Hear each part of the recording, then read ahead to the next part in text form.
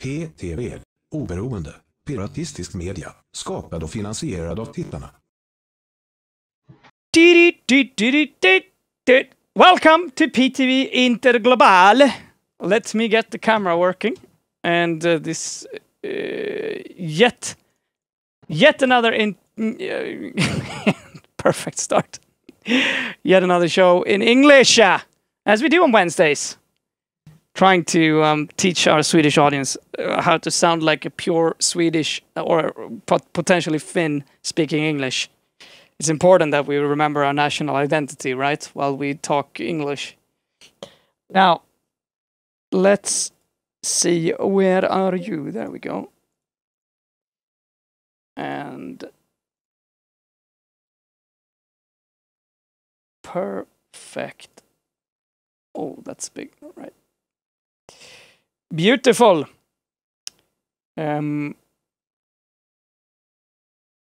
Perfect. Good. We actually just ended the last show talking about the climate. Otto had a couple of videos that he wanted to show, and talking about Team C's, particularly doing a little unpaid promotion, I guess. But also talking a little bit about this. We could have a quick look. I mean, this is not the first one or the last one. I've seen a couple of these invented over the years. Some of them work pretty. I mean, they're not bad, but typically they are very limited in their scope. I'm pretty sure you're not streaming. Oh yeah, sorry. Side, so I'm going to be seeing it on delay if you don't fix that. It's done. Thank you. Here we go. This is Mark Rober's version of the plastic eater. So Jimmy and his crew got off to an early lead, and I can confidently say that's thanks to their premature start and not their trash collection techniques. Jimmy! The ocean's putting more trash on the beach. Like a bunch of lame humans. All the trash stuff is blowing on me. Here. All me and my autonomous robot had to do was that while they, I think she was coming to say in their own pile for them, so it counts towards their total, and dumpsters can get filled in a single day, which seemed just crazy to me. So when I asked where all the trash was coming from, we took a trip up the river, and before long, the source of the trash became pretty obvious. Anytime we saw a canal like this meant to carry rainwater to the river, and there were a lot of them, it would be filled with trash that washes down from the communities near the river. And even worse, you could see sometimes how people would throw trash off the side of a cliff down to the river as an improvised trash dump. And part of me felt really frustrated by this until we parked the boat and actually visited one of these communities. And out of the gate, I saw a soccer ball and tried to showcase some of my moves. But after they put me in my place, I knew my only recourse was to go full Sammy Sosa on him. Yeah, you know this stuff. Anyway, it's the kind of trash picking machine that actually it's not. The other one is a little bit better because I think this is the actual use of this is the realistic use of machines like this. Are working day and night, 24. Trash wheel was £1 million. Where you put it on a canal. I call that a great success, and it's all the brainchild of an inventor named John Kellett. And you use it on a river. And anyway, Team C's is collecting now another, like they did with Team Trees, is collecting this. And we discussed it after watching a really good music video, by the way. That is kind of, let's just say, I honestly think for a lot of people, it's not clear. It always surprises me a little bit, to be honest, that a lot of people think that this is something that we can solve either individually or with just regulation, or you know what I mean? Like, but that video kind of shows to a certain extent. It kind of goes to show how the problem is. It's the system itself, in a way, that we've built. So that's a little bit of background, and. I mean, the connection is obviously, I mean, we've had this huge global summit that we can only, I think the only way to describe it is a failure.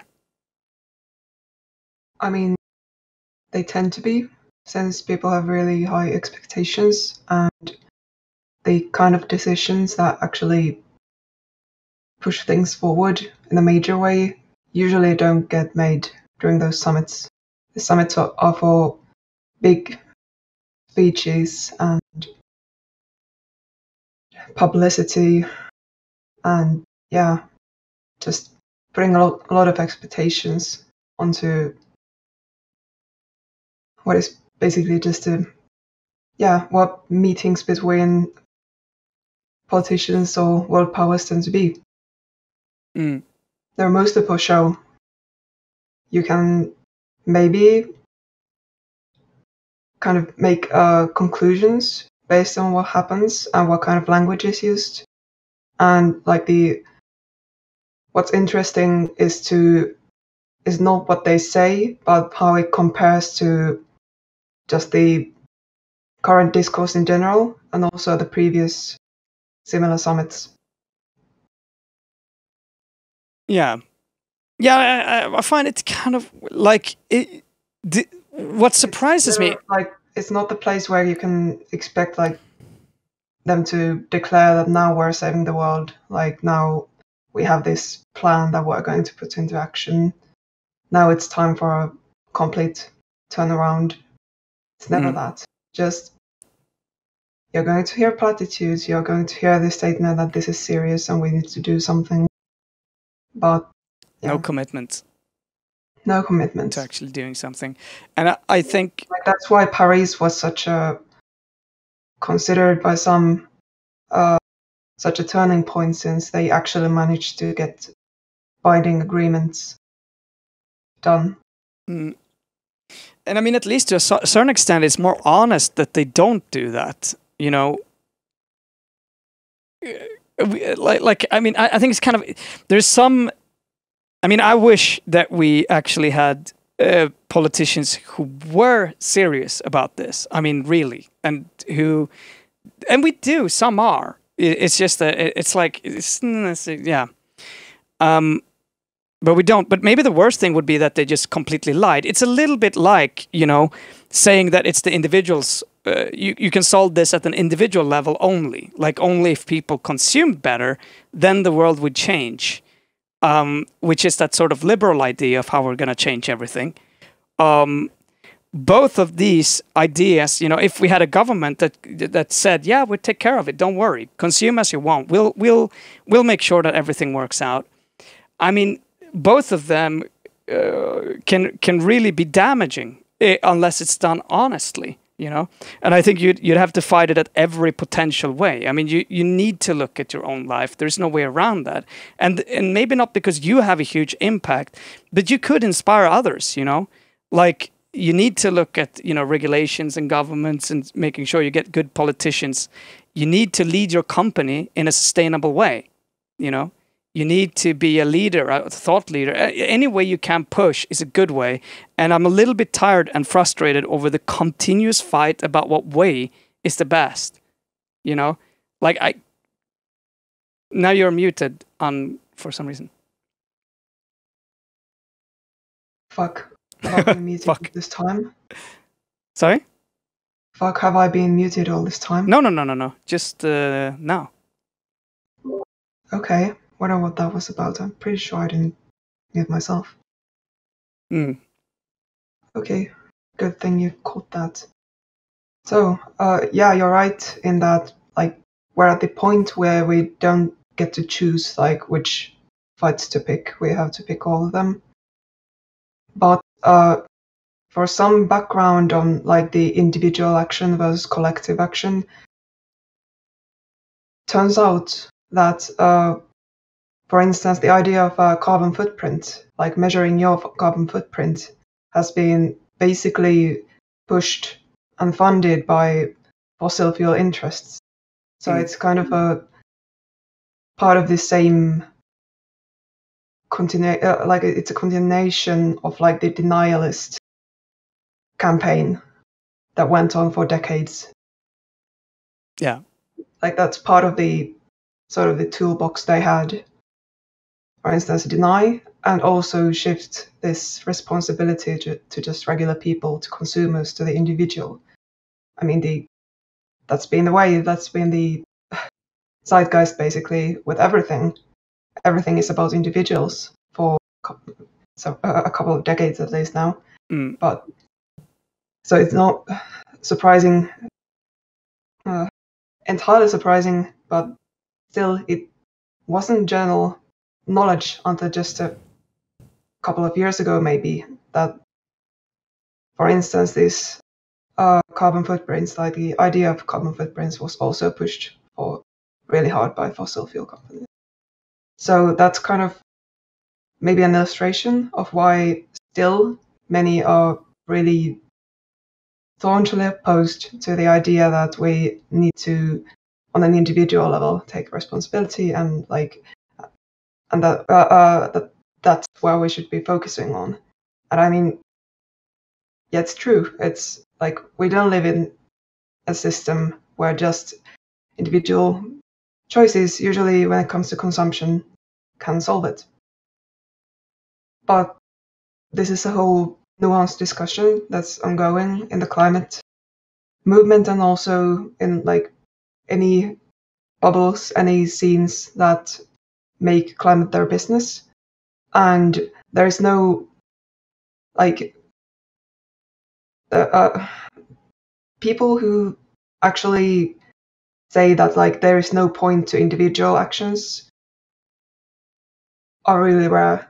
And also it's really rare for anyone to claim that there is no point to regulation either. So again, strawman everywhere. The actual state of the discourse, like it's pretty much recognized that like it's just obvious that individuals can't solve this and collective action is needed. But also like the sort of the nuance or maybe the synthesis that has been reached recently, and this is also backed by research, behavior, psychology, all of this. It does actually matter what people choose to do, but the way that matters isn't through like any, like it's not in the economic sense, like vote with the wallet sense. It's more the social pressure and like the social norm setting that counts. Yeah. Especially when it comes to people who claim to care about the climate or work on the climate. So activists. And it's obvious that there's a huge pressure to perform according to like this certain set of ethics, like these certain standards. But it really does matter. Like a climate activist or climate scientist who flies just isn't going to be taken as seriously at their word as someone who refuses to fly altogether. Yeah. So it matters in that way. And then on a more, like, even if you don't work on the climate, even if you don't make it your business to like publicly, loudly care about the climate and think about it and work on it, even then, like just these small choices, just like it was with, I don't know, yeah,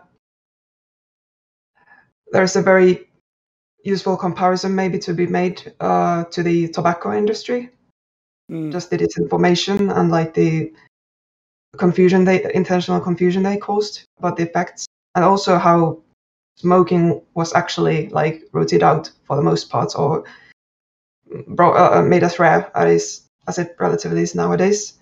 But basically, like there's the social component, like just the norms shifting because of individuals observing their social circles change, and other people in the social circles actually take these things seriously.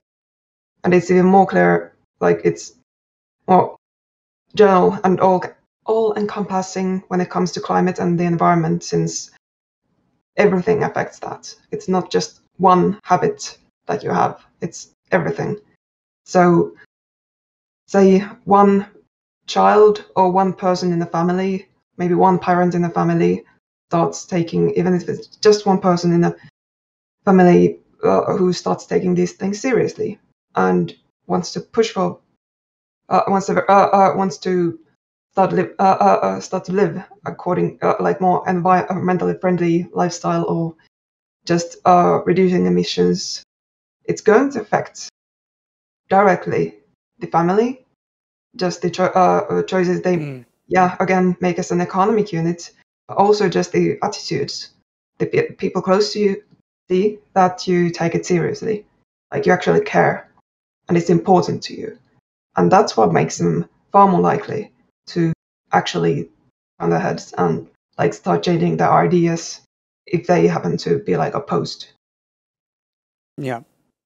So, I mean, this is kind of the for some background and like a kind of an explainer on where the discussion is right now. But I mean, it's really good because, I mean, this is kind of the discussion within the movement, right? Because for a lot of people, it's a discussion from without the movement, and then it is just that simple. And it's also a frustrating discussion because it's very similar to people who are advocating for change in general, right? And as you know, I mean, the fact is, like, when you have change in society, right? When you're having in the civil rights movement, whatever it is, it's activism, right? But it's not only activism; it's actually politicians who are somehow sympathetic to the change. Right? If you look at BLM movement, it's not been successful from a legislative point of view at all. In fact, it has created the opposite reaction. Most of the laws have been to reduce the ability to demonstrate.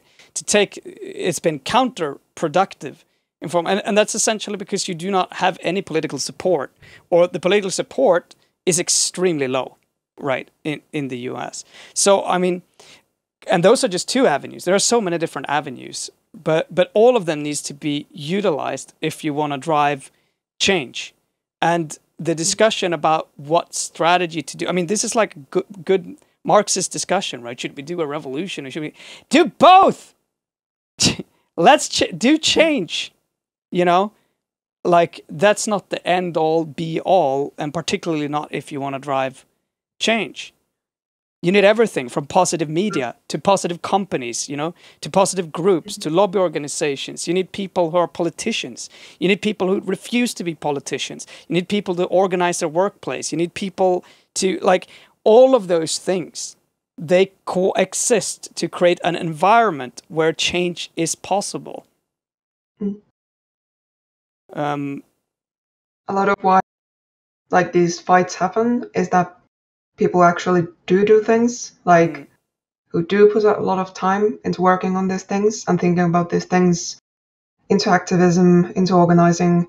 They are politics. They are tired and frustrated and like often do their work in a way that's not sustainable for their long-term well-being. Yeah. So and they see it's really easy to start feeling like nobody else gives a shit. Yeah, and it's really easy to feel that, like, you see all these other people who are competent and who agree with you on most things, and they're just doing like slightly different things or going at a slightly different angle to you, and it just can feel disencouraging at times. Like, you can just feel that it's easy, really easy to have the thought, like, if that bunch of people, like this handful of people, those people were doing what I think is the good way, like the best way, like if they were doing this one specific thing, we could get so far, but we're all scattered. So yeah, and it's easy to lose track of who's, and it's also that, like you put, I think about like that holistic thing, particularly when you get really engaged at a young age, right? I mean, it's so easy to be incredibly. I mean, we are so slow at change. It's incredible, and it's probably too slow for us to actually. I mean, we're probably gonna find that out. That's what I believe. But the point, regardless of that, is that you know, it's just incredibly frustrating. I can relate. I mean, I used to say that sometimes, you know, like, you know, I lived in China. There used to come down these people every year who wanted to protest against dog eating. It's a big thing. There's a festival in northern Guangdong where they kill dogs and eat dogs, and they always used to be a big thing, and they put in so much money. They were completely outraged. They posted everywhere, And every time it also led to quite a lot of just racist stuff going on, because part of the problem here is that they have wild dogs in this region, right? So these actually what they're protesting is wild dog hunting. Now you may think that's bad. I mean, okay, yeah, that's probably bad, but you should probably also be honest about what that particular festival is doing. This is not like they put on pictures of Labradors, you know, sad faces of them being eaten in their home by some family, and it's like, yeah, but that's not what's going on here, right? But still, at the same time, you're like, you know, like, should I really get? I mean, how involved do I get in that? Like, I mean, is it a net positive if they stop treating dogs like this in general? Yeah, probably, right? Like, maybe I don't agree with this, and maybe I think there's a lot of problems here, and maybe I can criticize them a little bit, but shouldn't I focus my energy rather on something that I care about, rather than just being against someone who's generally trying to do a good thing? And because this is what, like, you see the right-wing people just being completely outraged with Greta, right? I mean, god damn it. That's a funny thing about this. I wasn't aware that it's actually a real thing, that people apparently fly to China to protest.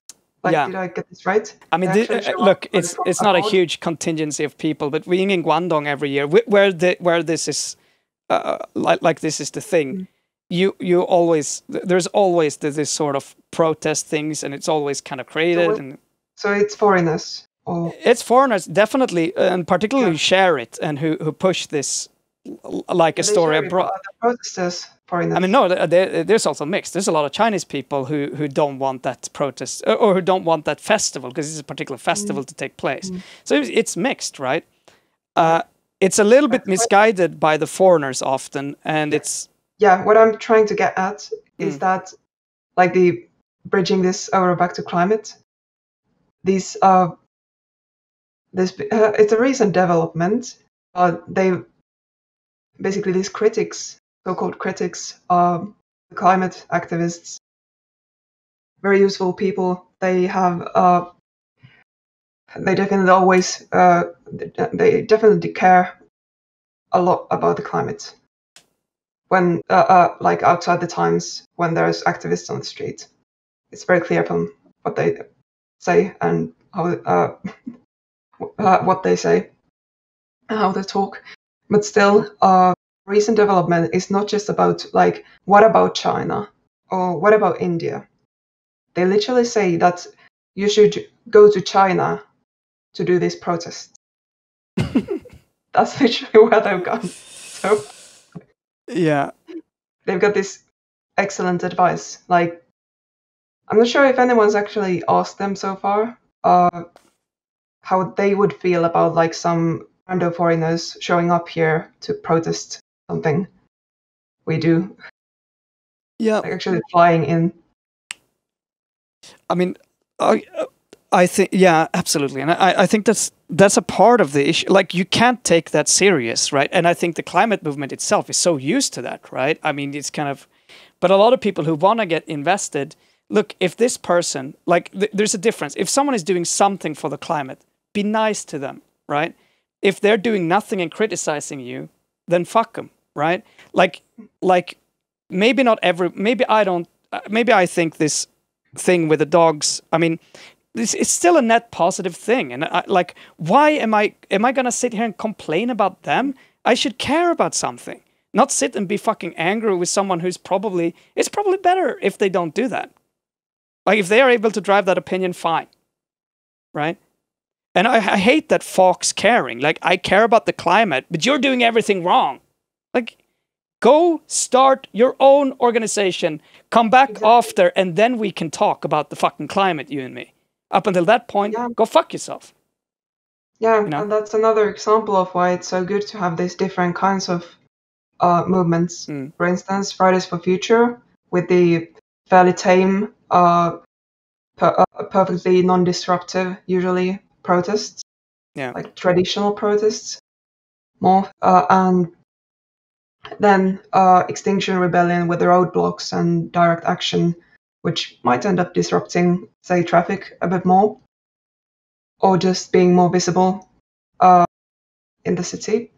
And every time now that like there's an uproar about the Extinction Rebellion, we get to say, and people get to say that, well, there's Fridays for Future and a couple of other groups who have been protesting, like showing up every week perfectly, like legally, no disruption, no blocking roads, no causing a commotion that disturbs honorable taxpayers, normal people. Nothing like that. Like, you could join us. Exactly. But I mean, obviously, since it's since it's Fridays in the morning and like before noon, and during a time when most people are either at school or working, because it started out as a school strike, this obviously isn't good enough for some of them, or isn't suitable enough. Yeah. Like, I would show up if it wasn't about blocking roads. Oh, well, there's this thing. Exactly. Well, I would show up, but I actually have a job. And well, then there's that thing. And on we go. And it's just, yeah, I'm pretty sure it doesn't even need saying that these are the people who would show up to a protest, even if it was during the weekend, say. No, don't take them seriously. And I think that exact response is really good. If you care so much, then do this and stop complaining. Like, go find your own organization, come back, and then we'll talk. You know, and unfortunately, though, often that the problem is when that starts to affect and it starts to become infighting. It's so important to not fall for that outside pressure to fight groups who on a net is doing something positive. It's just a little friendly warning. Anyway, speaking of the climate, has there been an XR action in Sweden? I don't know. Maybe you could link that, Stötta. I don't know about that one. Yeah, I haven't heard about it either. But yeah, it took ages. Basically, none of the XR actions, say in the UK and maybe a couple of other countries, were ever reported by mainstream media here in Finland.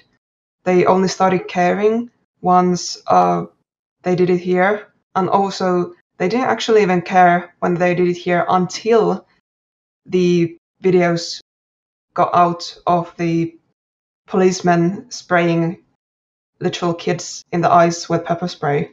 Like, that's what it took.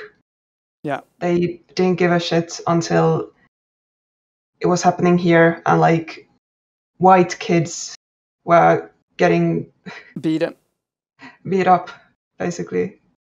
It's kind of what it takes for media to report, and that's why, you know, you may not agree with action, you know, with direct action and direct blockades and stuff, but it's kind of the same thing. When do you ever hear about the Palestine? When are we ever getting? Well, it's whenever they send an IUD, right? That's the only time. That's the only time we report about it. Like, that's the only time for this question to enter our mind and for political change to be even at all possible, right? Yeah. I mean, it's interesting since many of these people who aren't happy with any kind of activism, like any kind of extra parliamentary, like absolutely horrifying extra parliamentary action or change, they tend to be like the economics types. You would imagine that they like understand things such as incentives, but I don't know, maybe there's a disconnect somewhere. So, I mean, this is reported on ILE, Extinction Rebellion. It's not it's not reported in Sweden. So was there actually nothing on like a Swedish mainstream media about this? Okay, there is SVT. Yeah, maybe something small. Yep. Yeah, Swedish Yle and also Hufvudstadsbladet tend to be like way more progressive, way more like just aware, and tend to do better reporting on many topics, especially when it comes to social justice. And yeah, they're just in general more progressive for some reason. Yeah, well, they did apparently. So yeah, I just know it wasn't. This was never a really big thing. I wouldn't say. I mean, it typically gets pulled up by right-wing media, and then it's, if anything. But they didn't really talk about this either. I think it was such a minor disturbance that it's like it doesn't really register, and it's probably really quickly dealt with. They're just like the police is there instantly, just moving them.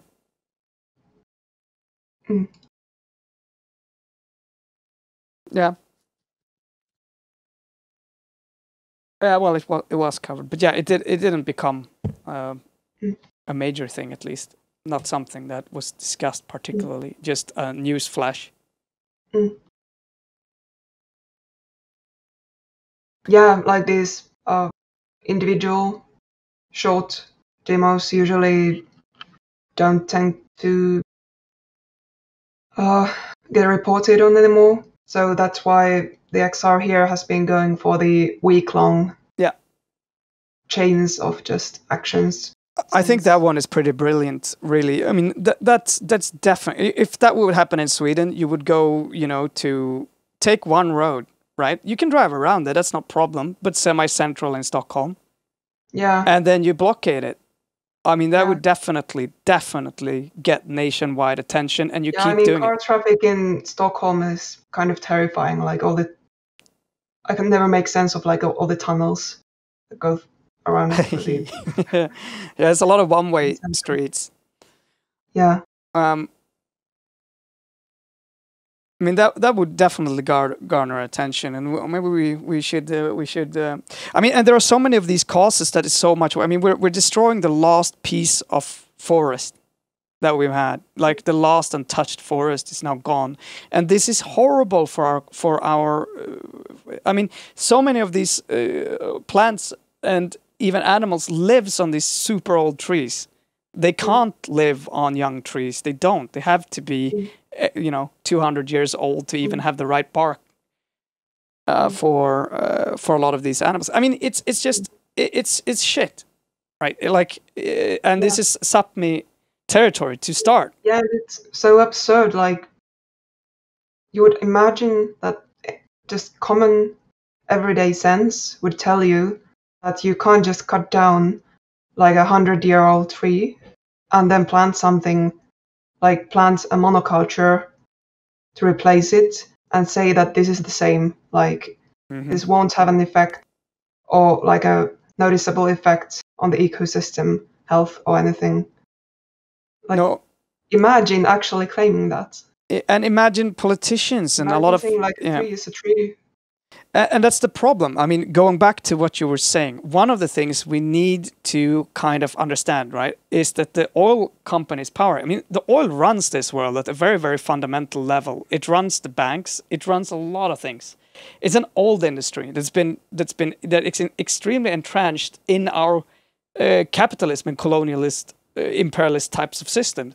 It's incredibly important for everything we do, and they are much like the tobacco industry, have no intentions of giving up this power, right? And they are going to, it's the same as these sort of industries. Like you cannot trust a politician when they go out and say, "Oh, it's fine. We grow new trees. It's okay because we have this stamp from this non-governmental organization that doesn't have to publish anything apart from this little rubber stamp."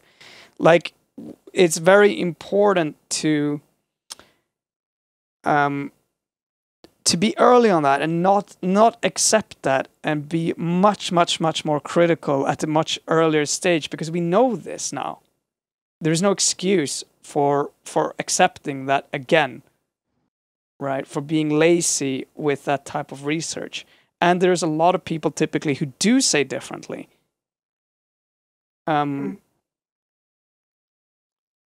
But anyway, Shell and British Petroleum paid 0 tax on North Sea gas and oil for 3 years. just speaking of subsidies, you know, intentional or not. Imagine that. That's this is international. This is our Earth. Choices can You know? be subsidies. Like taxes and subsidies are just two sides of the same coin in many cases. Yeah. The oil giants, which have an annual global footprint of greenhouse gases more than 5 times bigger than Britain's, are benefiting from billions of pounds of tax breaks and reliefs for oil and gas production. And this is what often pains me a bit in these discussions when you're talking about a Green New Deal or investment in a transition, is the fact that just remove the subsidies on, I mean, it's like people don't understand how subsidized the oil industry is. We talk about the taxes in Sweden. Oh, look, my gasoline is so expensive. It looks that way, but your gasoline is super subsidized. I mean, remove everything, you know? Remove all sort of any form of governmental type of investment into this industries, and it's just not a very profitable business. Yeah, this is kind of a core part of like the vicious cycle, like the vicious catch where we're stuck in, since basically the current approach to getting, I don't know, the system to care about emissions is emission trade. These emission taxes and just, yeah, trading the emission permissions basically. But, and that's the sort of the status quo and like the business as usual, the neoliberal approach, like just tax the emissions and let the market handle it. But our current, in order for the taxes to actually go high enough, like if we hike them high enough, the economy is going to crash since we're so reliant on the fossil fuels and so reliant on the high emission sources of energy. And thus we can't just suddenly or like really swiftly, as swiftly as we would need to, hike up the emission prices. But then again, since the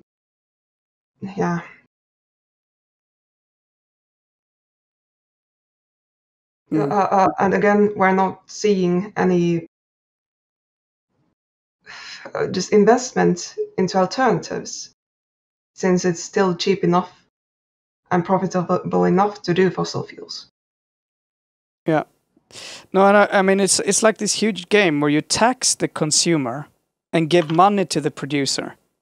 And that's what this is, the kind of the climate lie to a certain extent, where, you know, politicians tax our plastic bags, and it's like an individual issue. Like this sort of policy is so damaging for any form of climate movement too, because the people on the, this is so easy to, I mean, no one likes this, you know, like that's the wrong way. I haven't heard anyone apart from shit-lib politicians thinks, you know, that putting a tax on that is the way to go. And I think in terms of plastics, you know, plastics is something we can ban. Okay, I mean, at least certain types of plastic we should just ban. We don't need to do that type. We don't need to have it here. We really don't. There's a lot of alternatives. And this certain things could be banned outright, and that's probably, like, if you want to talk about anything, start there, because we can look back at certain things that has been semi or successful, such as the freon gas type of bans that were put into place. When there are, for stuff there are replacement, it's true, it's a little bit more expensive, but you're taxing it with 6 crowns. I mean, the replacement for plastic costs less than that. You know, if everyone getting it, like, it blows my mind. You know, it's just such a way to kind of reshuffle money back into the industry. And it's not necessarily bad. Like, this is, like, the point here as well, to a certain extent, is that some of these things just hurts my mind thinking about how it's been handled at particularly a political level. It's very hard to find any excuses for for quite a lot of what the politicians are doing. And remember, they're doing it together with these companies, right?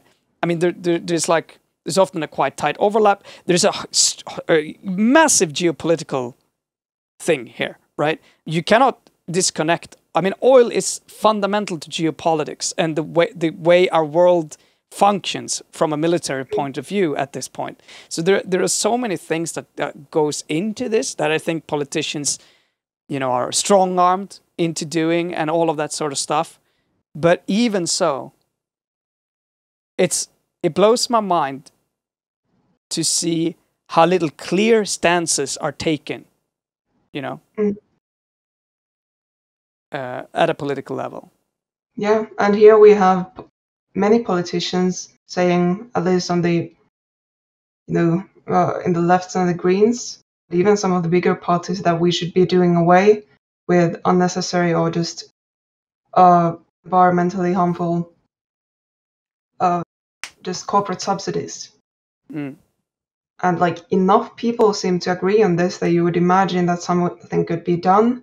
But every time that the corporate subsidies are every time they're reviewing them in Parliament, it magically passed. Nothing gets done, nothing changes. They can never actually get those out there, since all of those interests, especially the big emitters, and also here, the forestry industry, basically, they're just that well represented. They have entire parties who mostly or largely exist at this point to guard certain industries' interests. And actually take the Twitter link first, since it's closer to this and it's more direct commentary on the whole summit going on.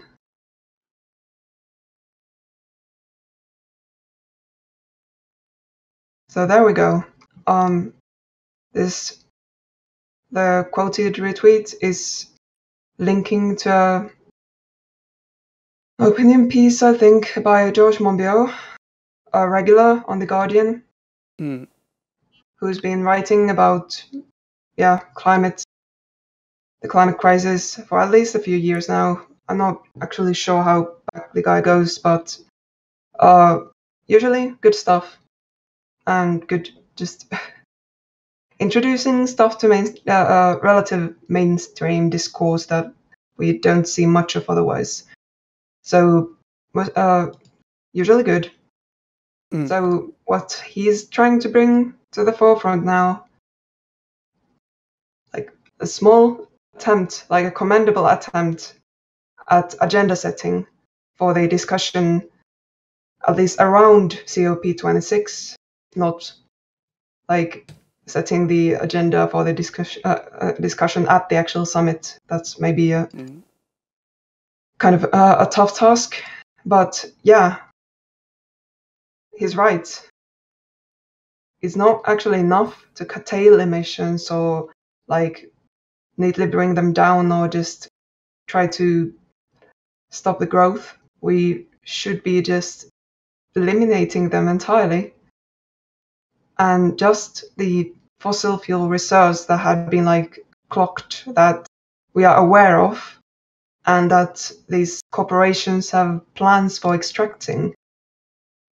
And even those are probably enough, way more than enough, to bring us over the safe limits for us to blow our remaining carbon budget. Yeah, it's good to read. The more you read about this, the more you get into it, the scarier it gets. Yeah. I mean, it's huge geopolitics, essentially, and it's really nasty. We were watching that Honest Australian Government ad as well, which kind of goes through some of these things. It's incredible. I mean, the only way to think about it, in the end, is that how incredibly corrupt it is. And it also makes you wonder about things, you know, Facebook. It's hard to not start wondering how things are connected and how the climate kind of, this sort of aggressive, almost violent anti-climate activist shit is shaping up. And the sort of money that exists to fund it. Violent. No, it is violent in many cases. Here in the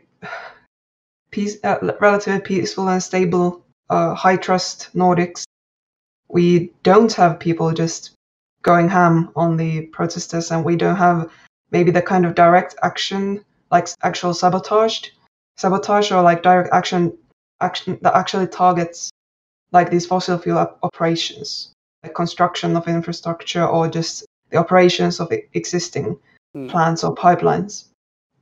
But that's actually what serious environmental and climate activism looks like in many parts of the world.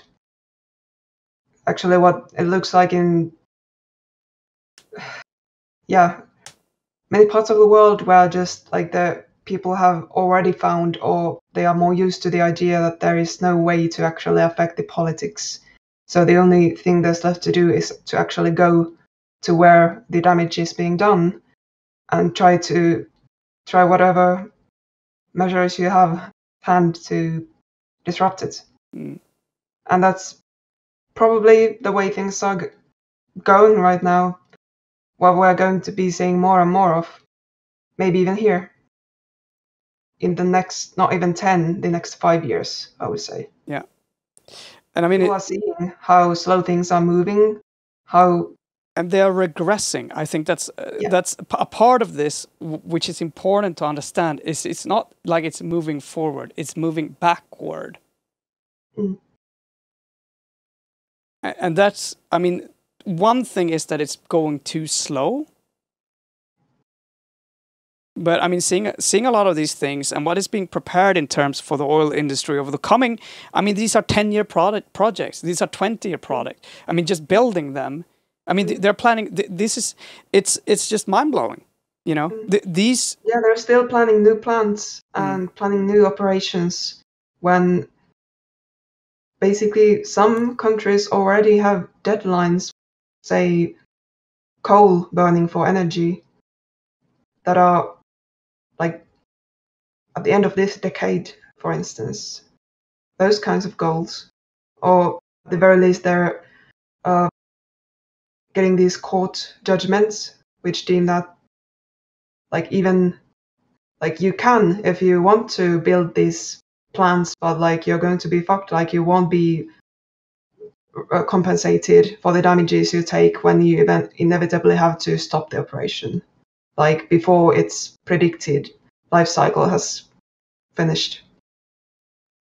So basically, like you won't be compensated for it.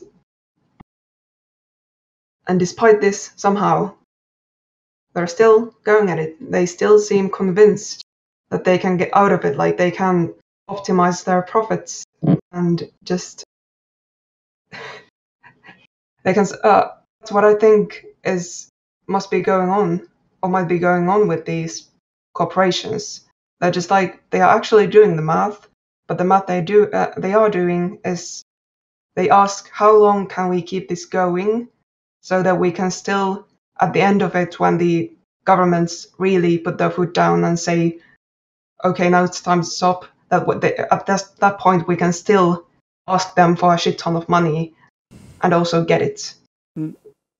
Like that's probably kind of the balance they're looking to strike. How long can we stretch this before governments or politics decides that no, you won't get anything for this. You should have known this was coming. Good evening, Red Devil. Good evening. Yeah, I mean, it's just mind-blowing. And I think this is not the only thing. I mean, you're looking, when we talk about Facebook, we talk a lot about these companies. It's incredible. You'd imagine, right, that these companies at least have the idea, you know, the problem is sooner or later, like we talk about, people don't have a choice, right? It's incredibly I don't know. It's so incredibly damaging for any form of belief in the democracy, for people's belief in democracy, for people's belief in the system, for people's national feelings or whatever. It is just destroying people and their faith in everything. And these companies and people who are doing it is going to have to live with that. I mean, when we get thrown into that sort of neo-fascism that we are seeing on the rise, this is what they're growing. This is the sort of things they're seeding, you know. It's not disconnected. And I mean, I could take some arguments that, you know, we have to do it in due time, blah, blah, blah. But I mean, that's the point. You're not. You're planning for the exact opposite. And I can also see, well, it's a lot of geopolitics involved in this. I mean, when if the power changes, you know, if Russia doesn't have leverage over Europe in that way, like, there's a lot of things that are incredibly sensitive in the way that we do trade. But that's also part of the point. The whole system is broken, and it becomes extremely obvious for everyone to see. And if there was any joint effort to actually do anything about it, like you point out, and like this article points out, it is possible to change. And it's not even particularly, I mean, it's hard, but it isn't at the same time. The money that is required isn't the problem. It is not the problem. And the politics of austerity is another, you know, I'm not sure what's the chicken, you know, the hen and the egg here, you know, chicken and the egg. The problem is, like, our financial industries seem so well entrenched with everything here seems so circular to me in terms of, you know, we don't have money, we can't spend anything on social welfare, blah, blah, blah, we can't do this. The way that you're taxing individuals but giving subsidies to the companies, all of those things. I mean, what all of this, most of this actually ties back to is just that the way things are, like societies as we know them, everything we've ever been used to, and like the recent history, the kind of history that we even have like in generational memory, it's all based on fossil fuels.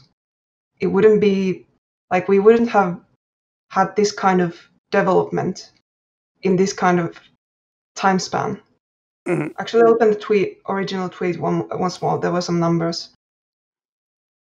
Like, we wouldn't have it without fossil fuels, since like they are an incredible amount of energy, relatively cheap, relatively and extremely efficient.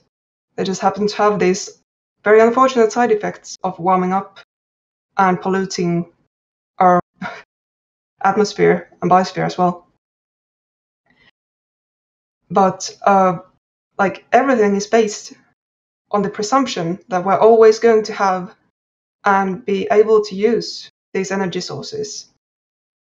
And that's extremely fundamental. Like, if you want to understand sort of like what ties this all together, or why it feels like all of this is tied together, like, just find like an energy, a history of energy.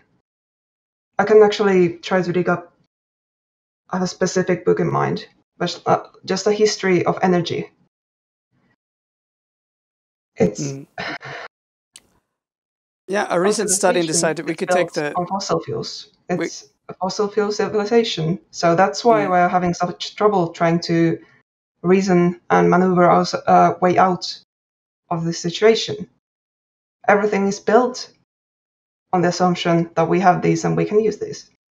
It's nothing more complex or nothing more simple than that. Yeah, but I mean, I think it's absolutely, but it's also part of a capitalist, late stage capitalist society, which is focused on big finances and short term profits overall, and that has so much money, and so the amount of possibilities of doing things is just crazy. But stop right there. With this kind of wealth accumulation at this speed, this rate, could it have happened without these cheap and efficient energy sources? I mean, this is how it's part of the equation, like part of the story, part of this acceleration. I mean, I agree, We but didn't have them, today we we do have would so have many to- alternatives, and that's why I find a lot of it could actually be halted, and it would not mean that much as it would have once upon, you know, like we do have alternatives. It's like, you know, the 700 billion that we printed, that Sweden just prints this year. We could have built a fucking nuclear power plant. We could have redone our entire electric grid. We could have employed hundreds of thousands of people. Yes, I agree. Like, It's an incredible amount of things that we could do if we actually wanted to. If the politics of austerity was done away with. If we didn't print money for the richest in society. If we didn't lie about the fact we have money. If we didn't lie about the fact that, you know, it's the immigrant. You know, all of these things, right? And breaking that neoliberal type of mindset is, I mean, it seems so embedded into power, you know, that it's incredible. And I agree. I mean, you can't disconnect this, but I'm not sure, you know, to me, it's kind of like it's a little bit like a chicken and egg, right?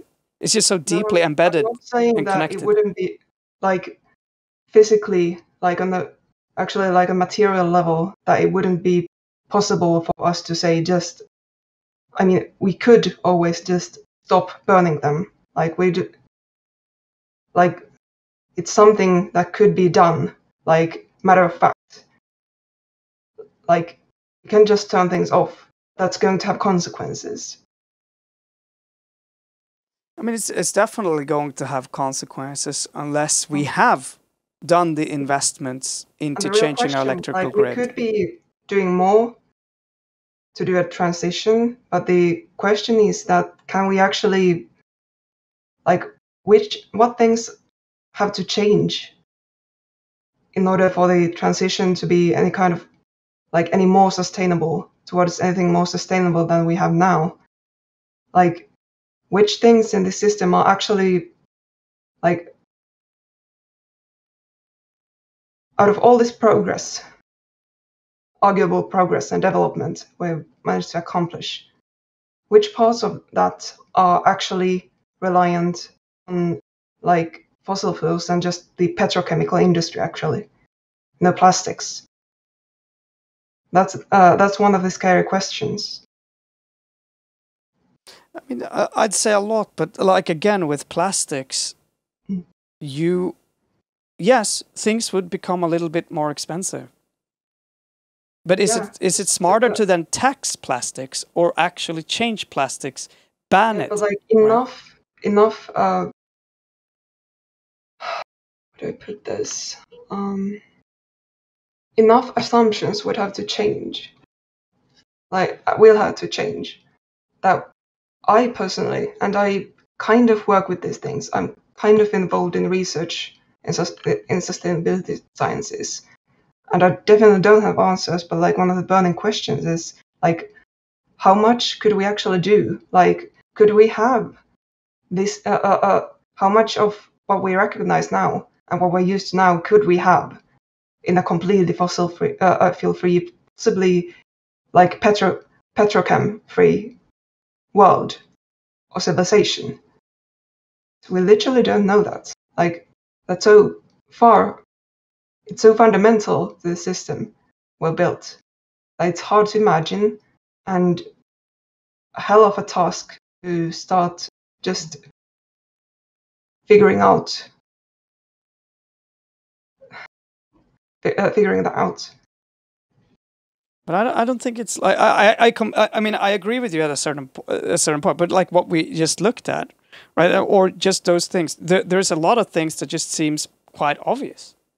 You know, and I mean, I'm not saying, like, say that you prepare the grid for decentralized grids, right? You're doing all of these things. There's a lot of these things that are going to turn out. I mean, none of these things is not. There's no way that we are not going to impact on our environment. This is just not going to happen.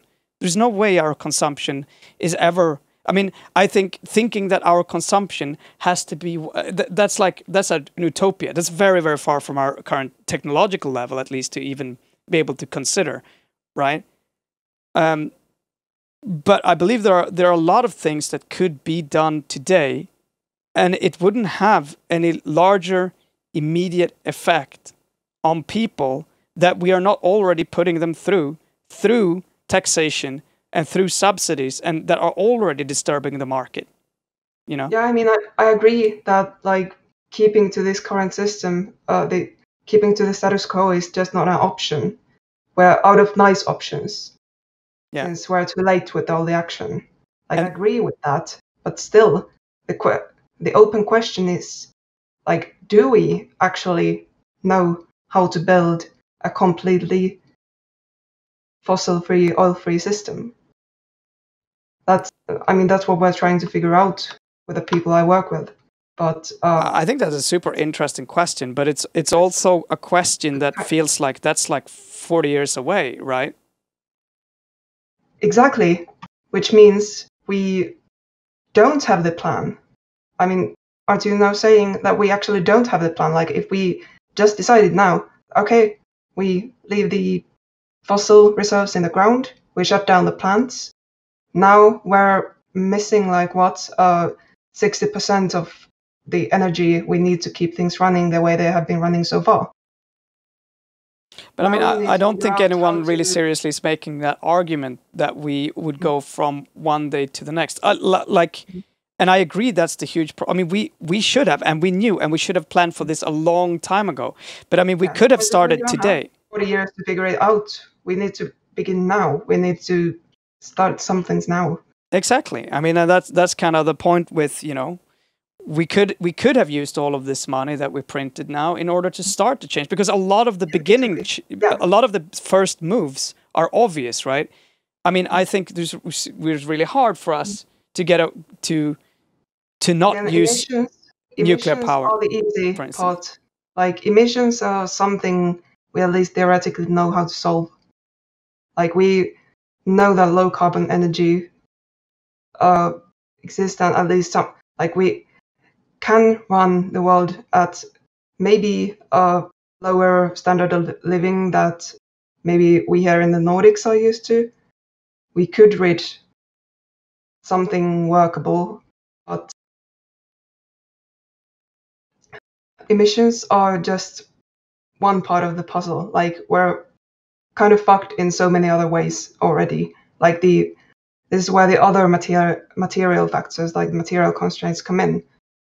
Like, the material use, everything besides just fuels and just electricity generation, everything besides it, all the other consumption, and also the way we produce our food. Like, we've fucked up like the phosphorus and nitrogen cycles, and we pumped. I mean, this is emissions and heat related, but we pumped like ludicrous amounts of heat energy into the oceans. Like, we are, like, biosphere-wise, atmosphere-wise, we're in unknown territory. Like, the world hasn't been like this during the entire evolutive history of our species. So that's like one massive, like, unknown territory we're already in. We don't know what's going to happen. We don't even know if this is fixable, if we can survive this. Yeah. And then the other one, like, more like socio-technical level, is the thing about, like, can we build something we can actually sustain and that can survive the world we have already caused to happen without fossil fuels? Yeah, I mean, like, I don't see how this is any. I mean, know a lot of things that we could start doing right now, but we don't have the sort of like the final plan or like the complete plan for how to do things differently, like the alternative endpoint. No, of course not. But when have you ever had that in history? I gotta say, that's like it to. That's kind of what I'm trying to say here. Yeah. Yeah, I mean, like, I agree. No one, and it's also often portrayed like this is exactly what's going to happen in the media, and this is what's going to happen I mean, they want it for clicks, right? It's really annoying. We don't No. And it's also possible that the changes that we think are going to be better are going to end up being worse, right? And that's another possible reality. Like, we're doing all of these things, but we fuck something else up. And I don't think, but like you point out, I mean, we're at the level where this meeting really should have been about, let's do it. Like, and I know this is just a meeting. It's just what it is, you know. But the complete lack, and looking at what is actually being done, is things that we know. Because, I mean, even if we stop today, we would still have an increased global warming for hundreds of years. I mean, just the lag of the whole system, you know? I mean, to anything that might happen, to anything from like a major solar flare, you know, starting to knock out things. I mean, to, you know, there's just a billion of things that could go wrong. And we're like, you know, together with COVID-19, we're asking for something to tip us over the edge at any point. Yep. Yeah. Emissions, like, we've known about the greenhouse effect for over 100 years, easily. We know about those physical properties, basically. And we're only now starting to sort of, like, digest that. Like, that's only the first and the most maybe acute, possibly the most, not 100% certainly. It could be that something else gets us first, actually, since these aren't really like separate, and these aren't going to come at us in like a nice, neat, predictable order. But what we've kind of got our sights on, like, this is just the first bullet. There's a whole spray of them coming our way. So we were really nice if we could get our shit together to even just dodge the first one. Yeah, and it's right. And exactly, and I think the thing is this: when people say, "Oh, Sweden don't matter," if we would have invested in trying to at least fix our electrical grid to be decentralized and not have fucking power outages, which we're actually currently having. I had one the other day. I came through there on a kind of an interrail test run to Norway. Yeah. A couple of years back. I think just before the coronavirus hit.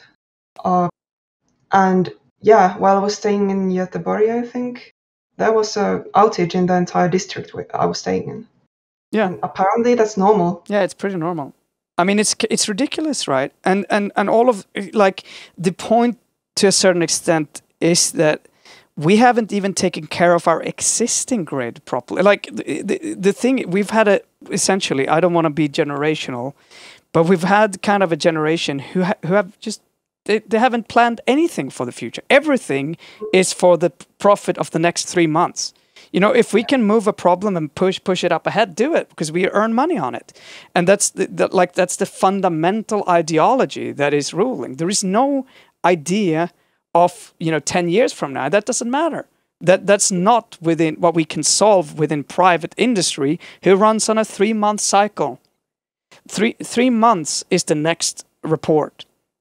That is what you are employed as a CEO to fix, right? The numbers, those matters. That's your job. This is fucking law in most Western countries too. Maximize profit. Yep. Like, this is the rules. Just so we can move on, maybe get to something else besides the climate tonight. I mean, we could talk about climate just for the rest of the evening. Well, always fine by me. But there was something else as well. So this tweet. Yeah. Oh. A recent study in the Science. It's from the same article we had open. Kind of the main point, I guess. A recent study in the scientific. No, you're closing it. Okay. A recent study in the scientific journal Nature suggests that to stand a 50% chance of avoiding more than 1.5 C of global heating, we need to retire 89% proven coal reserves, 58% of oil reserves, and 59% of fossil methane, so-called natural gas reserves. So, retiring these, in effect, like keeping them in the ground, or just keeping them, like, stashing them away somewhere never to be used. That would mean in practice would literally be to pay companies to do that. Basically buy them out of the game. And I mean, you could calculate the current value, say, of those numbers. Like, you can look the actual numbers on what those reserves are like and run some numbers on stop at just buying these industries out. Since tons of others would be feeling just the effects of that. It would be fucked as well. That's true. I think we are offline. Nope. How it looks like. We maybe. Oh shit! Yeah, no. Oh.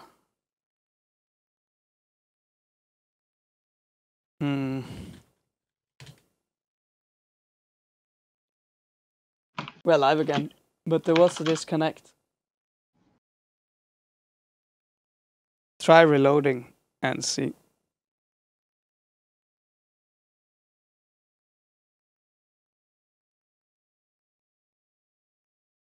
We are streaming according to Twitch. Twitch has said nothing, but started recounting the live counter.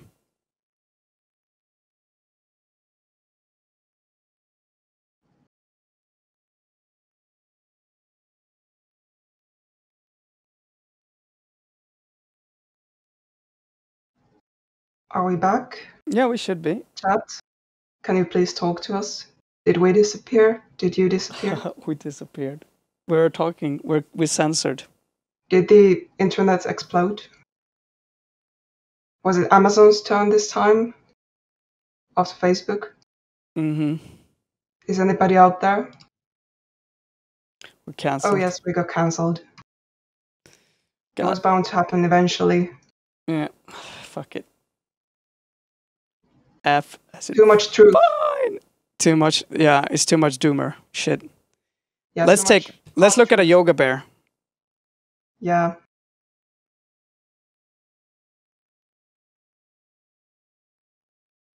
We're kind of short on eye bleach, I think, this week. So if you got something nice, maybe cute animals to show us, feel free to share. Oh, I know that move.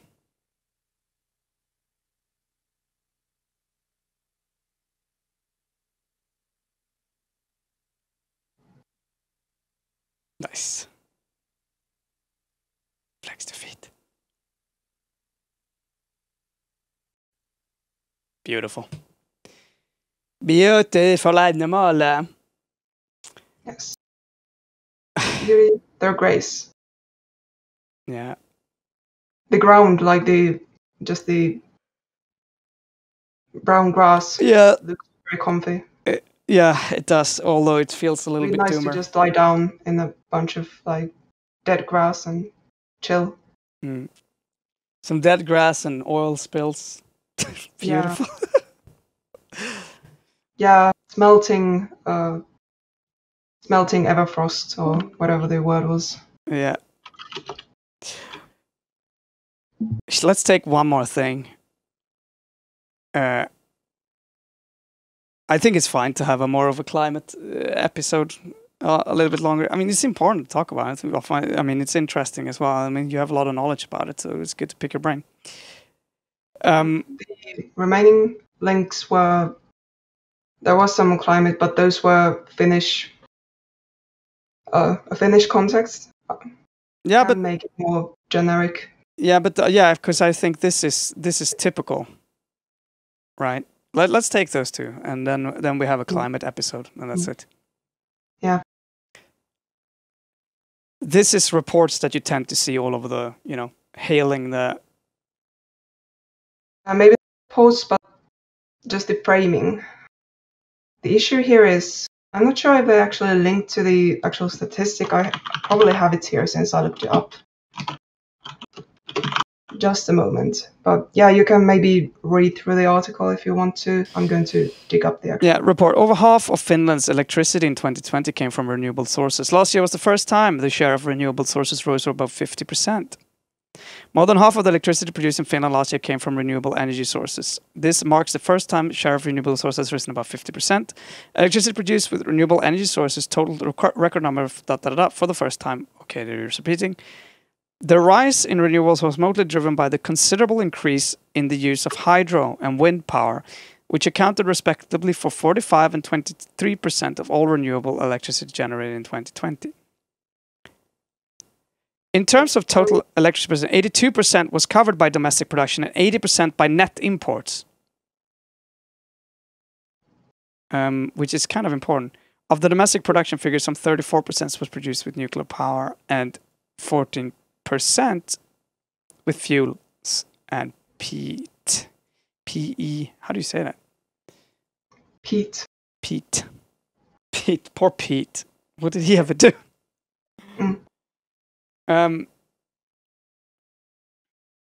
So the amount of electricity produced with fossil fuels last year was therefore down by 20% compared to 2019, while use of peat was down from 29% and coal by 44%. So fossil fuels are declining. That's a good thing. But I added the actual stats to the card. It was released in English as well, so it's going to be easy on everyone's eyes.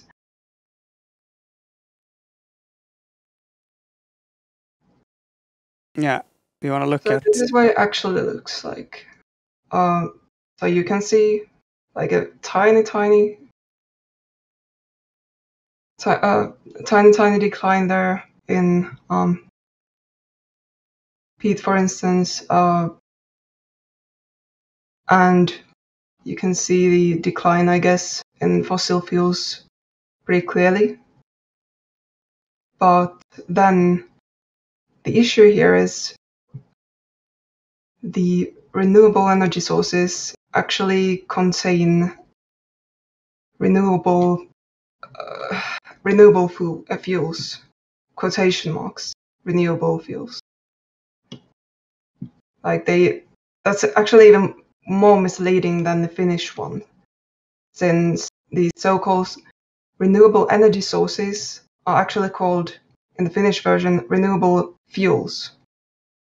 But they have hydro, wind power, others like separate. Yeah, exactly.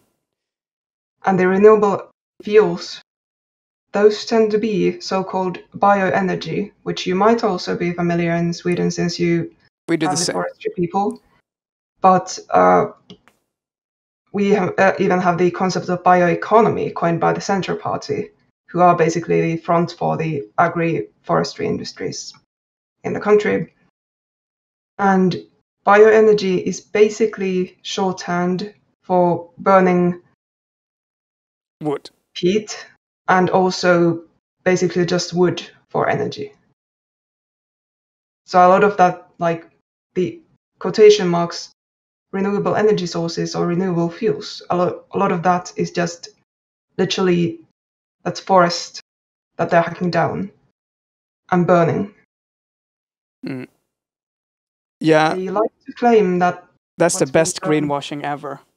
Yeah, that's what they like to claim is that the wood that's being burned in those plants is not actually like just lumber that could be used to do something else, but like the numbers, there are actual numbers. Like this is a recurring topic of discussion, as you might imagine, on Finnish climate Twitter, and the actual numbers on like how much of these so-called side products of streams, I think they say side products streams of the forestry industry. That's what they claim the like wood burning plants for heat and mostly heat, sometimes a bit of electricity maybe are running on. But there's just literally not enough of that side product to actually produce the amount of energy that is being produced by them.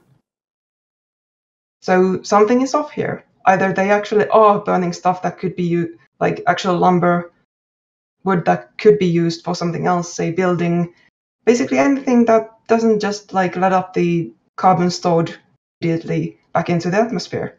Anything. But they are like just hacking it down to pieces and burning it. Also, in some cases, these wood pieces are actually imported when there's not enough to go about. And this is probably what's going to be happening soon enough in Helsinki when our coal plants get shut down and there isn't enough low carbon energy to replace it. An entirely possible scenario is that we're going to start importing wood chips, literally wood chips, wood pellets from somewhere else to burn instead of coal. And the emissions or the total carbon impact is going to be not too far from just burning the coal to begin with. Also, apparently,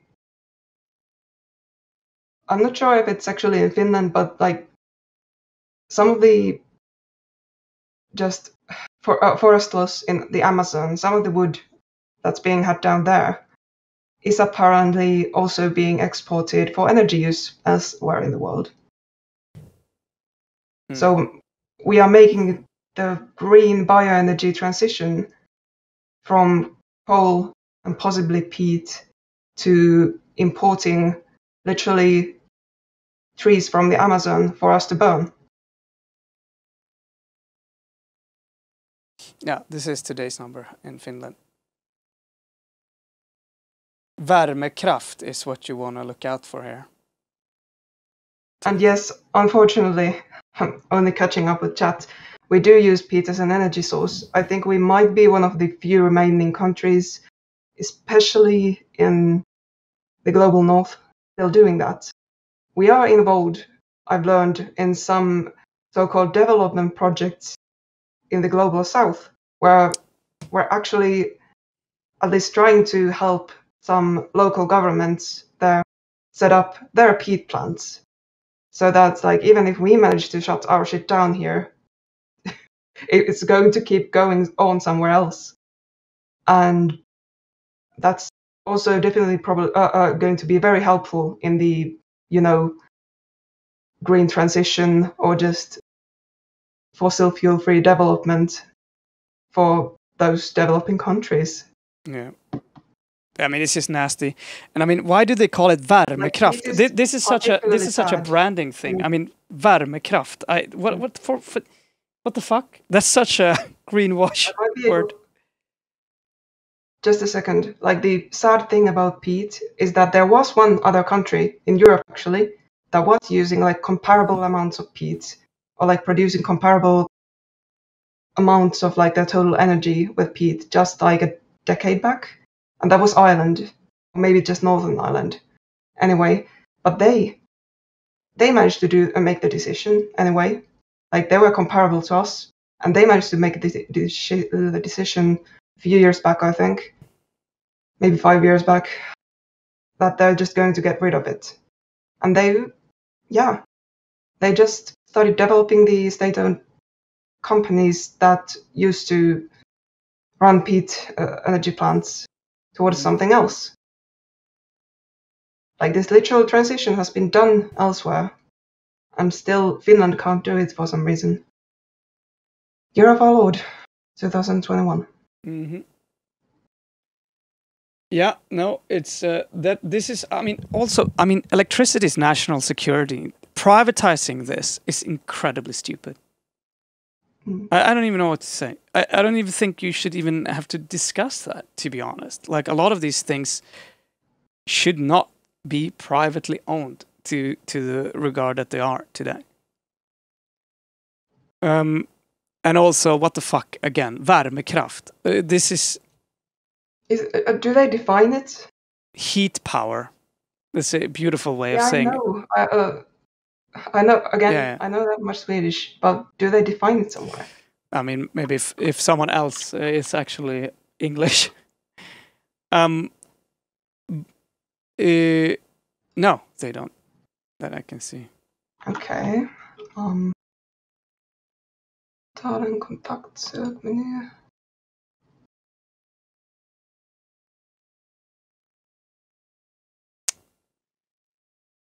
I don't know, Google who can help us. Like they have to, like, these are just bad statistics if they are not explaining vague terms. I mean, this is just a cope. This is just that typical Massive greenwashing. cope. Yeah, it's just generically like värmekraftverk, just a thermal power station. Like that can be run with anything. Like to a certain degree, maybe it's more honest because they don't make a difference between burning coal and fossil fuels and burning peat or burning wood. They make no difference. In a way, it's more honest. It's just the fact they should really be. If you feel like, I mean, maybe it's more honest, but you really need to understand that they're talking about burning shit. That's it. Yeah. The link has a more accurate breakdown.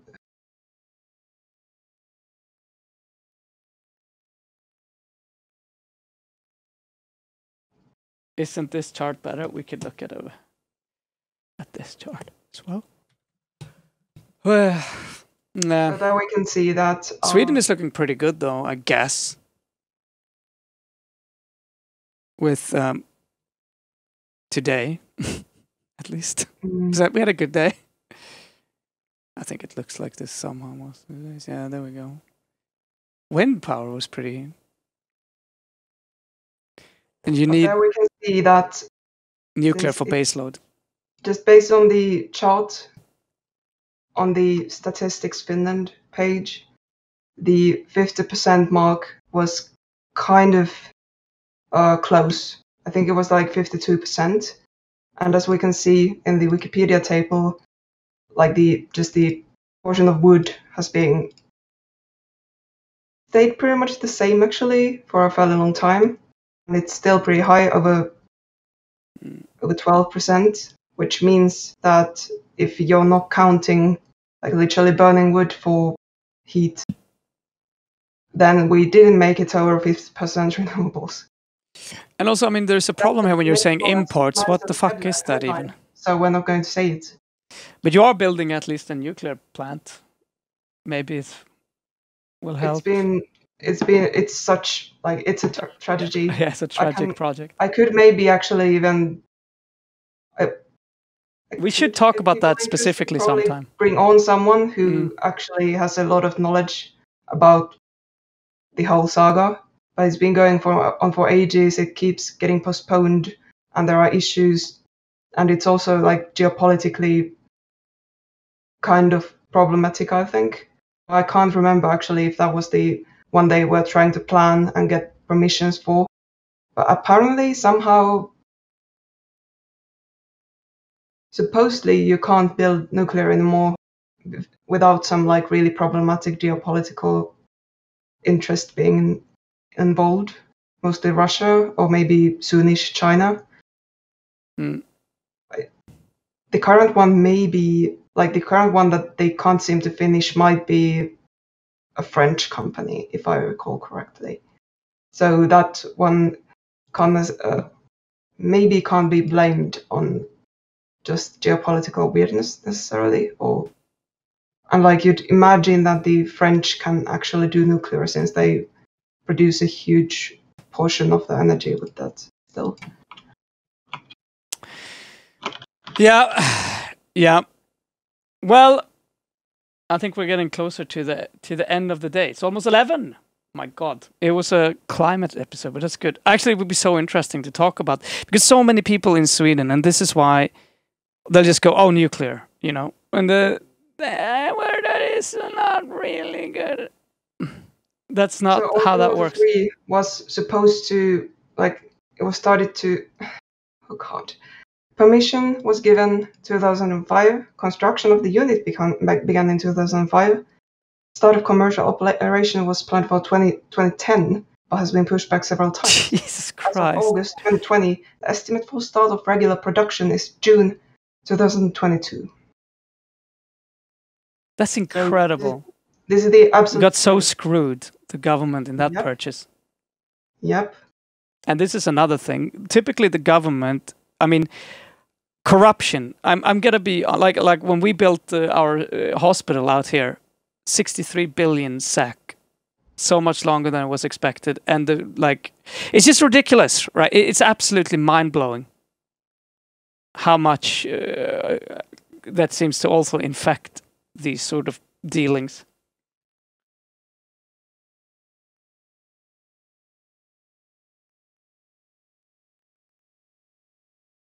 Sorry, Tricker, you maybe linked those before I started reading out the article, but I just didn't notice your messages.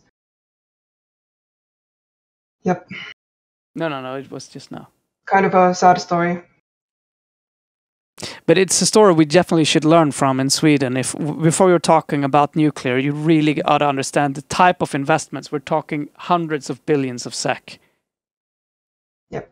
And there's so much to go into with nuclear.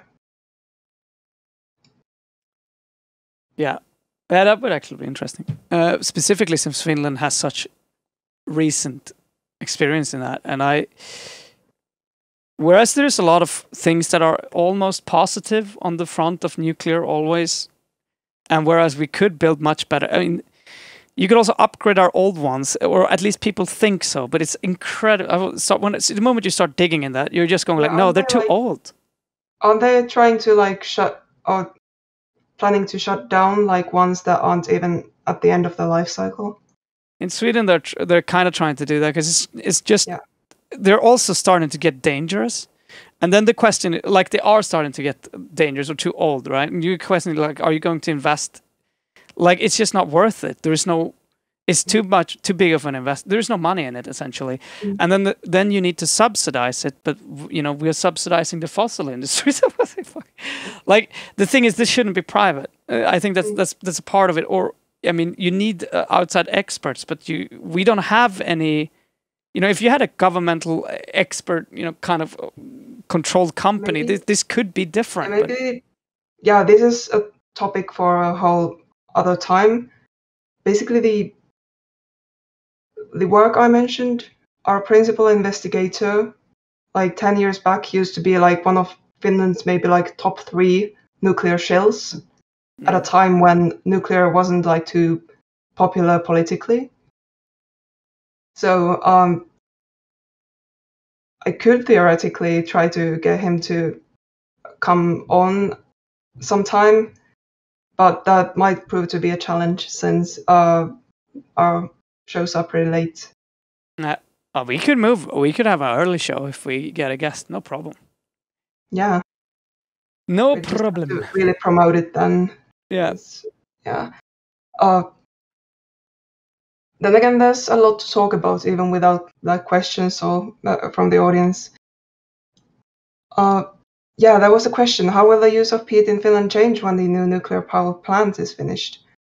So I'm not exactly sure. The main thing that's been affecting the decline of peat here is just it's not profitable. It hasn't been for a while, but especially since a few years back, the emission the emission prices, the EU in the EU trade, emission trade started climbing at a ridiculous rate. There's been over, I think, a 500% increase in just a few years, and it's still going up. And that's the reason that the peat industry is in huge trouble and basically crying out for the state to save them. And even the fairly sizable subsidies they are still getting aren't enough to keep them afloat anymore. So basically they're going to die off anyway. There doesn't, at this point, the markets actually will take care of peat. Since I'm pretty sure the Centre Party can't get I'm pretty sure they can't find a coalition partner in the country who would agree to giving the sector the kind of money it would need to actually make the business profitable with the current emission prices.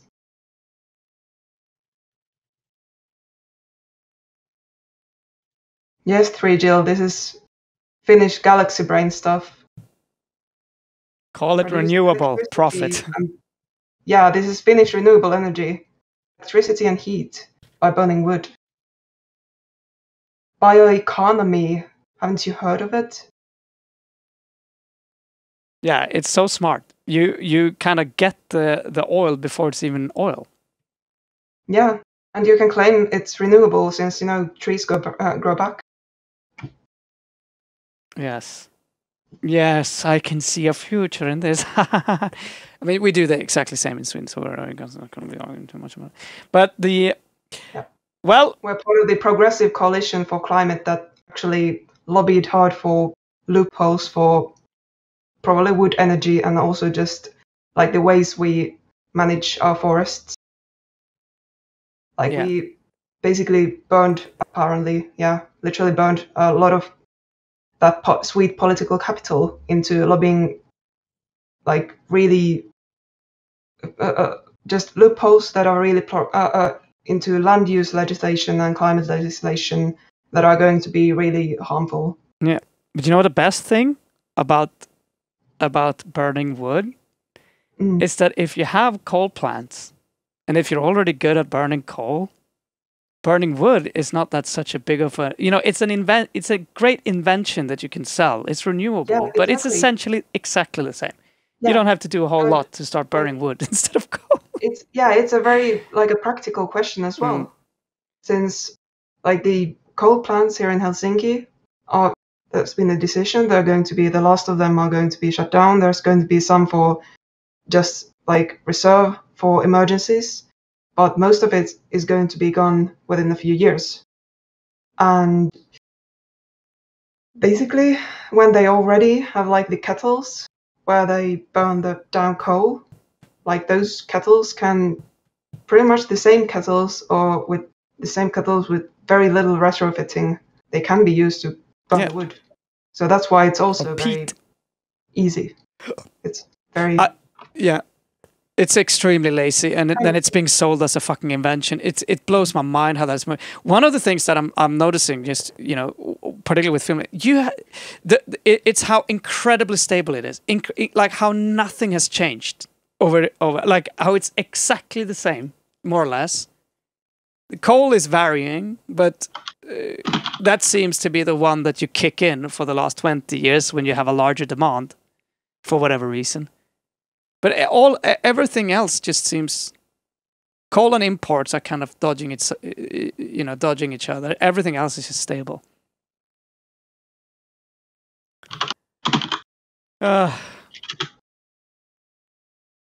Finland's build time for the nuclear plant is a lot higher than the global average. That's for sure.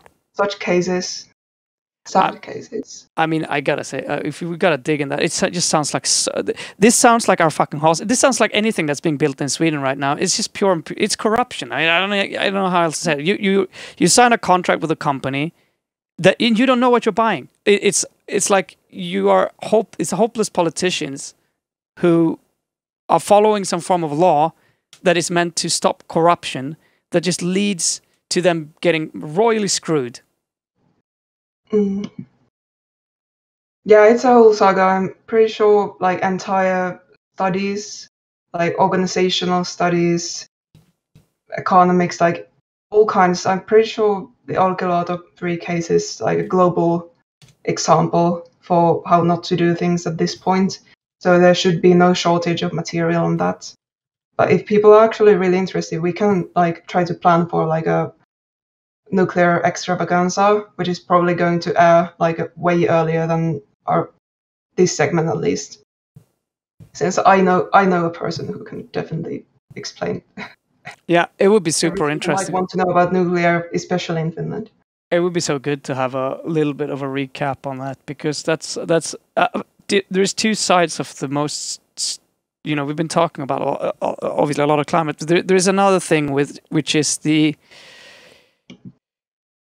nuclear stance, and whereas I mean, we gotta discuss that seriously, and then then it comes with the realization. I mean, just the amount of concrete to build a fucking nuclear power plant is just ridiculous.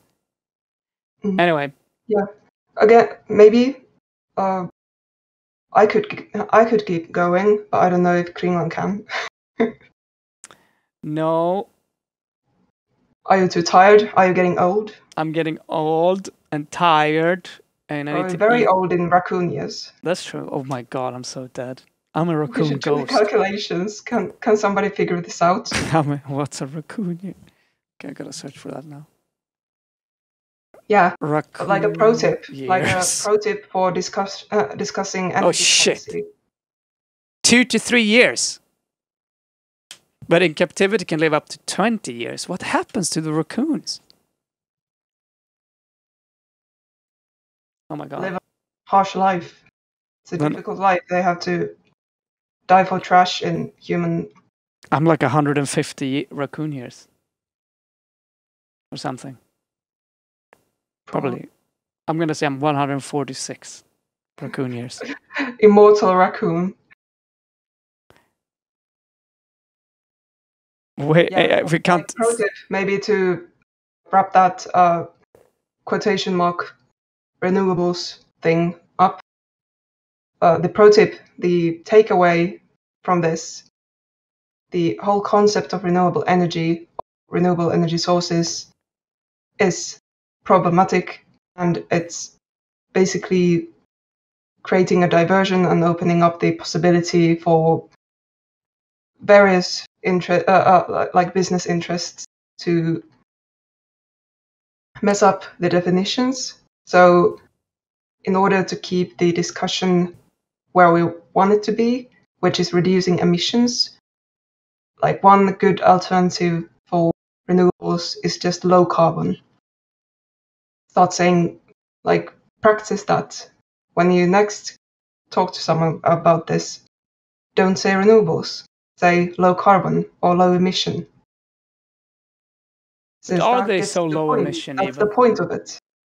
It's also nuclear inclusive, since nuclear is that's true. Not emission free but very low emission, and it also shuts out like at least the worst of biofuels and like the most sensitive of biofuels. With some of them, like you can probably do the math in such a way that you get some kind of near climate neutrality or like carbon neutrality. Maybe. Yeah, at a very good day when they're burning mostly leaves, and I mean, I just can't fucking trust that shit. All the possible technology to somehow capture the emissions, like maybe in some really an experimental, not yet scalable plant somewhere, maybe, or maybe it's just like a trick, like an accounting trick to make it seem makes certain assumptions so you can claim it's renewable, but still. We should just not burn things for power. Yeah. Let's not do that. That's not good. Let's avoid. Water cooled solar power. Nice. Anyway, people. It was a good episode about some climate shit. We've been doomering around. But it's pretty topical. Maybe we should end with... You know what? Let's end with a video. I'm sure you've actually seen it, but they're probably this one is great also. Let's end with a little music video. This one. This is the whole one that I actually sent. And it's artsy and nice.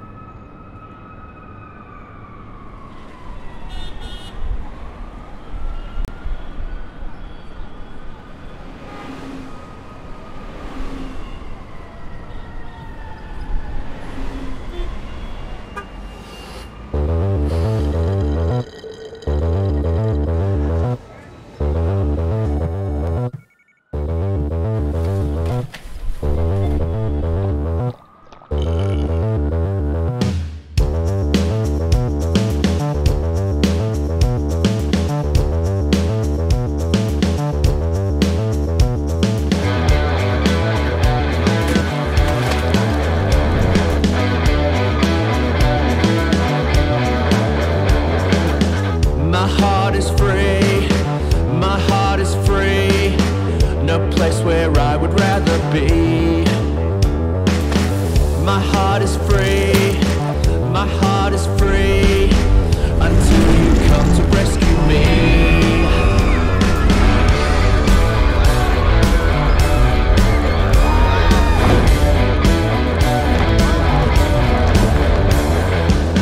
You find me here, you find me here, you dry my eyes and shed a tear.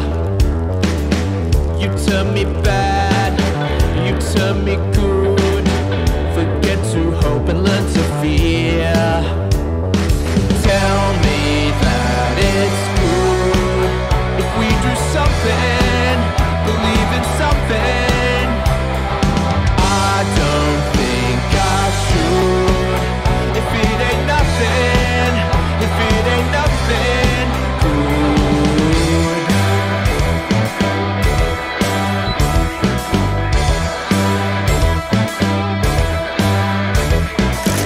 My heart is free, my heart is free, no place where I would rather be. You find me here, you find me here, you dry my eyes and shed a tear.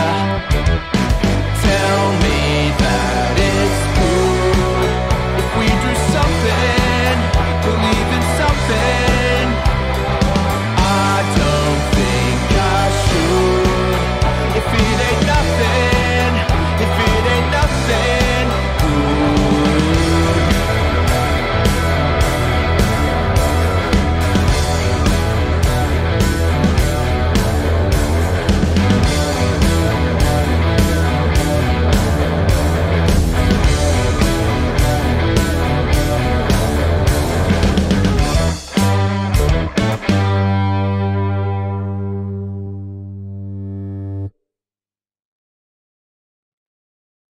Making Otto happy.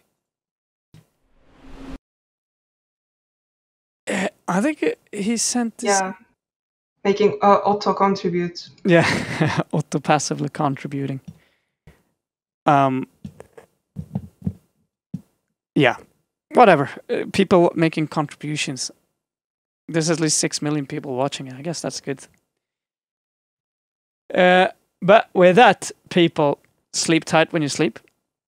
We will be back next week, and PTV will be back tomorrow with, I don't know yet. We'll see. Probably syndicalisterna. The dangerous anarcho-syndicalist people. But Yeah, absolutely radical. Radical, super dangerous left-wing extremists that, for instance, don't want people to have miscarriages when they work. Imagine that. Imagine those demands. Unheard of. Unheard of. Crazy. Sleep tight, everyone. We'll see you later. Good night. See you next week. PTV, oberoende, piratistisk media, skapad och finansierad av tittarna.